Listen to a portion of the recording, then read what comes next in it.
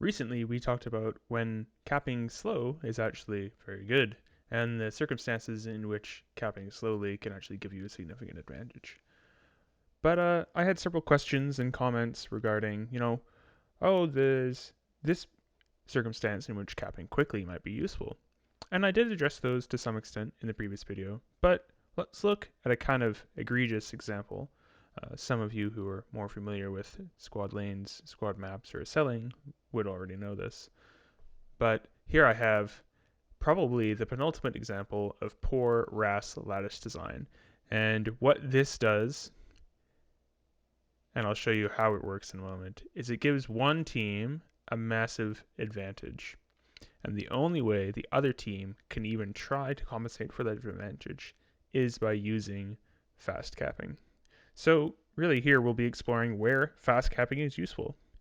However, you'll also see that the reason fast capping is useful in this circumstance is because of a central design flaw in the way this RAS layer is made. And so really, I would say as a general rule, the previous video that I put out discussing how in most circumstances capping slowly actually gives you a bigger advantage, I would say that is the central, kind of theme that you want to hold on to. But you also want to be aware of the exceptions. So we're going to look at one of those exceptions right now. So if we look at team 1, the way this layer works is a pretty standard RAS layer. You have 1/4 chances of going either lane. You have 4 first flags. Each first flag clarifies a different lane or a different couple lanes. This is a wide area here. So this looks pretty normal, right? You're thinking, okay, so this isn't really that different from the Gorodok RASP1 example we looked at previously. So what's the catch here? Okay, so let's go to the other side of the lattice. Let's look at what Team 2 sees. Team 2 still has 1/4 chance of clarifying each lane. However, they only have one first cap. So what does that mean that this first cap gives us? Well, if we click on this cap, we see that the first cap gives us no information whatsoever about where the next flag is going to be. And then we say, okay, well, at some point we have to know what the lane is, so let's keep clicking flags until we find the lane. Well, we see here that we've clicked this. The chances of the lane has still not changed. So we click shipping center. Oh, the chances of the lane are still the same? What is this? Well, this is the example of poor RAS design that I was mentioning earlier. So you can see here that while Team 1 gets clarification of the lane before the game even starts, they know where they need to go in staging phase, right? So if you're in Team 1, you have helicopters or whatever you have Logi trucks, you know where you need to send them. If you get train yard, you know you are sending your team to weather station, to research station, and maybe all the way to Happy Valley and Heb, right? If you are Team 2, when you are sitting in staging phase, you see this. You see postfill and nothing else. You have no other information about what's going on the map. You still have no idea where to send your people. So really, your only solid option is to capture this flag as quickly as possible. And this, I think, is one of those few situations where maybe the maximum speed backcap is worth it. Maybe trying to do this in 35 seconds or whatever it is for 27 people actually does give you a slight advantage over the alternative, which is trying to spread people out over this wide area and then relocate them once you finally clarify the lane after you've capped postfill, moved all your people, put them all back into their trucks, move them over, dump them into shopping center, spend another 35 seconds capping this. So you're at, probably north of 3 minutes here, 3 to 4 minutes to capture both these flags, including moving people in between the flags. During that time, Team 1 has the chance to get their entire team set up on whatever lane was clarified for them, right?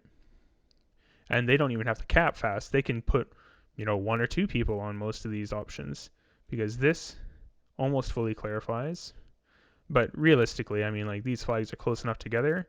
You send people down here. There's not really a significant difference, between the way you play this lane versus the way you play this, right? Here you might put your building your fob right on this area off research station, for example. Here you might end up putting an initial fob on 5 wing or something like that.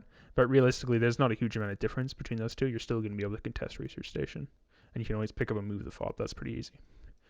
But Team 2 is stuck in this horrible situation where they have no idea what's going on until they finally capture their second point, and then they see the third points, and then finally, 4+ minutes later, after the game has started, finally they see where they need to go. So this is one of the few exceptions where capping with 27 people is not that horrible an idea. So it's important to be aware of these situations, even though in general we still want to follow the same rule we would follow if we were this team, right? So on most RAS layers, or a good chunk of them, most of them behave in this manner, where you know at least some information from the first flag. And then, of course, how many people you're going to send to backcap that depends on how much information you get, right? So, for example, if you're team 1, right, and let's pretend this is a more standard RAS layer and it's even for both sides.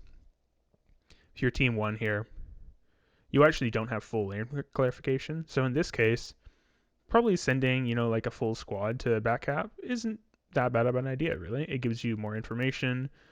It's easier to manage because you don't have to drop off just 1 or 2 guys. You could send like 5 or 6 or even 9 people here. Not the end of the world. It's still pretty efficient, right?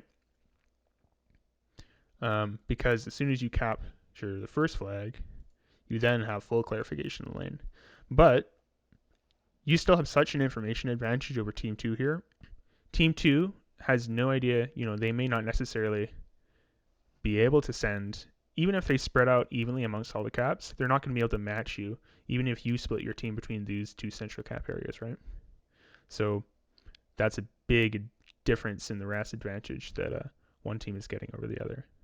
And this being a more standard set of first flags, you can see how the more standard layout is much easier to play than this delayed layout. And, there is a niche in maximum speed backcapping, but that niche only exists because of how broken this layer is. So I hope that kind of gets across to you, the reasoning as to why sometimes you might want to go fast. However, it also shows you that the reason that you're going fast is because you're at such a huge disadvantage in the first place that you have to try and make it up.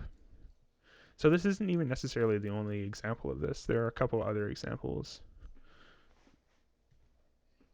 We'll just look at a couple of them right now.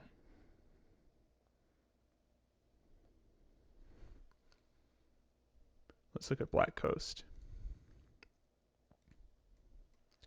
So Black Coast, this is a pretty normal looking RAS lane, right? 1 first cap, 1/5 chance of going to either lane, right? This looks pretty normal. However, when you flip the map around, you see that Team 1 is suddenly getting more lane clarification information for the first flag.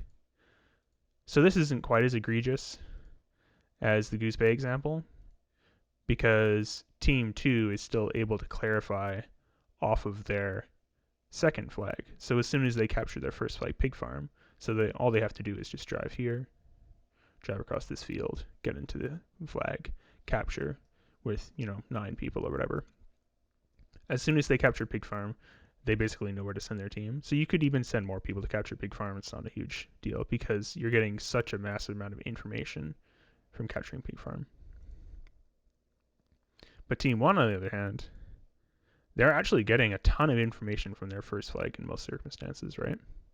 So if it goes Monastery, they don't get a huge advantage. But if it goes VLF, and that's a 20% chance because this is the Echo lane. If it goes VLF, they have complete lane clarification from staging. If it goes Pawn Junction, they have complete lane clarification from staging. So basically, there's a 40% chance that Team 1 will have a massive information advantage off of the beginning. So this is just kind of showing you the ways that different RAS layers are broken. Some are more broken than others, right? So this one, this is, a better RAS layer than Goose. It is easier for the worse off team to make up for that because they only have to capture one flag instead of two to clarify, and team two only has a 40% chance of getting their instant lane clarification as opposed to nearly 100% chance with Goose. But again, this is still showing a RAS lattice that is inherently broken and gives an advantage to one team over another. So I hope you can take this information into your public games with you and use it to educate other squad leaders to abuse the weaknesses of the RAS lattice mechanic.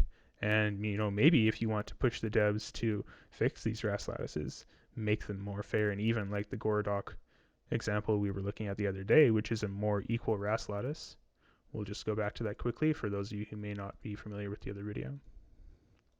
As you can see here, lane clarification is pretty even between the two teams, right? So if we compare that to the two main layers we looked at today, we see that there are good RAS layers and there are bad RAS layers. And bad RAS layers are the ones where there's unequal information for the two teams. So that's the main point I wanted to drive home today. Hope that makes sense to you. And of course, if you have any questions, comments, please ask me, and I'm happy to respond.